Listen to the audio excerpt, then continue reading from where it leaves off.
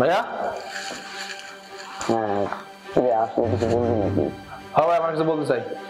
কে বলছ না কেন? তুই বলো না আমি বলবো। তুমি বলো।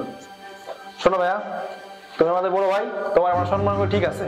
এখন যেটা হয়েছে, বাবা তোমার আগে চাই সপ্তাহখানি হয়ে গেছে, গেছে না?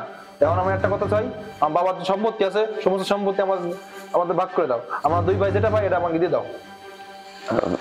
সম্পত্তি নিবি ভালো কথা, তাহলে এখনো তো তোদের ওই সম্পত্তিটা নেওয়ার মতো বা সামলানোর মতো বয়সটা হয়নি। একটু বড় হ, পড়াশোনা করতেছো।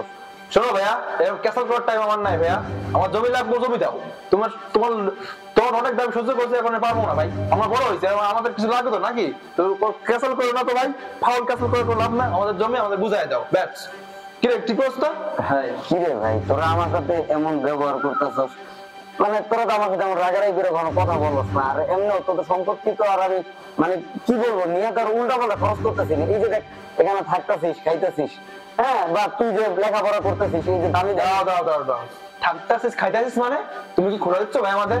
ওরে তুমি কি বলছো? এটা আমার বাবার বাড়ি, আমার বাবার বাড়ি, আমি থাকছি থাকছি না। কি রে কথা বলছ না কেন? তুই ভাই অবস্থা কেন ভাই? আমি অত শত কিছুই শুনতে চাই না।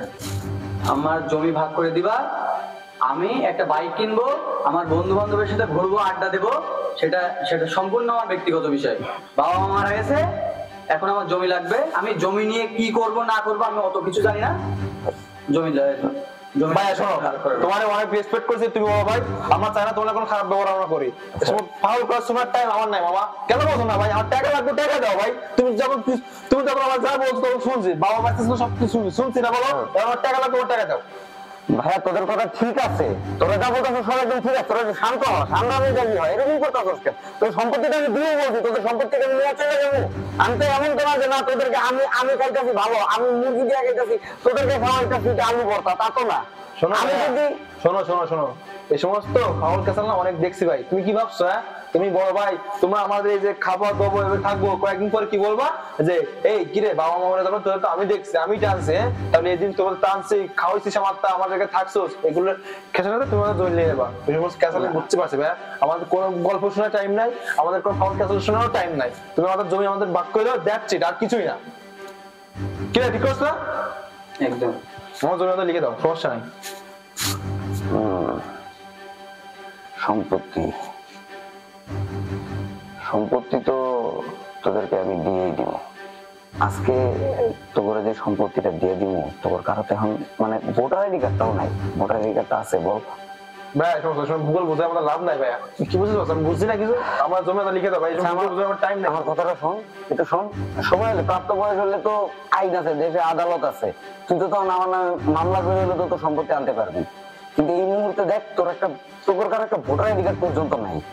তোরা যখন এই সম্পত্তিটা নিবি, নিয়ে যে চলবি, টাকা নেশে কি করবি জানিস? কয়টা দিন পরে দেখবি যে 10 লাখ টাকার জমি তুই 1 লাখ টাকায় বিক্রি করে দিবি। এতে কি হবে যে তুই সংকটে পড়ে যাবি, কারণ এখনো তো লেখাপড়া শেষ হয় নাই। এখন এই সময় যদি তুই সম্পত্তিটা নেস, এটা কি মানে জেনারেট করতে পারবি না, এটা তুই মানে বহন করতে পারবি না। সত্যি কথা ভাই, আমি তো চলতেছি, আমি তো চালাইতেছি, আমি বুঝতেছি।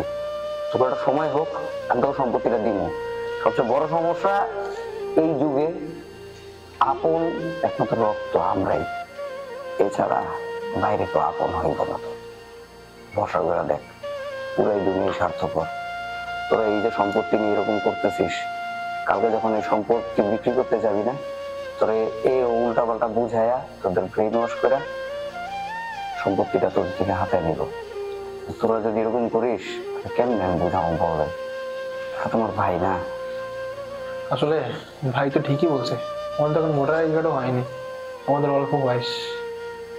আসলে ভাইয়া কি বলবো যে মানে আমরা কি একটা বাজে টেনশনের মাথায় এমন খারাপ চিন্তা ঢুকছিল ভাই, যা আমাদের তুই প্লিজ আমার ক্ষমা করে দেবো। আমরা ভুলটা বুঝতে পারছি, কিন্তু দেখো ভাই যা ঠিকই বলছে, কিন্তু বল ঠিকই বলছে না বল? আরে ক্ষমা করে দেবো ভাই, বলি মনে করে কি বলতেছ? তোরা আমার ভাই, তোরা মনে রাখতে পারবি। তোরাই তো আমার আপন।